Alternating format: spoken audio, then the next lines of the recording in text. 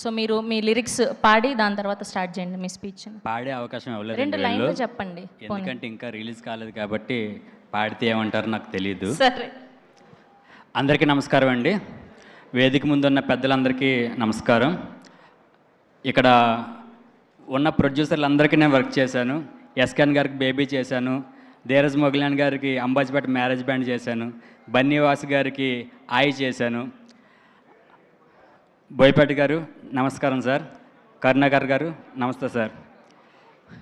ఇందులో 2 అద్భుతమైన పాటలు రాసే అవకాశం ఇచ్చిన వినోద్ గాలి గారికి, అలాగే అజయ్ అరసాడ మ్యూజిక్ డైరెక్టర్ గారికి చాలా స్పెషల్ థ్యాంక్స్ చెప్పుకుంటున్నా.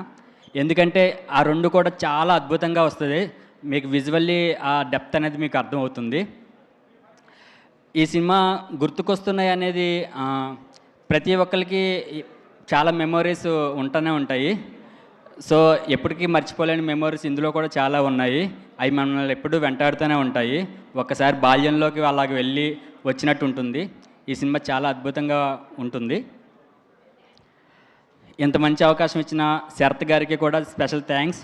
ఈటీవీలో కూడా ఇంతకుముందు కూడా నేను వర్క్ చేశాను. సో అందరికీ థ్యాంక్స్ చెప్పుకుంటున్నాను.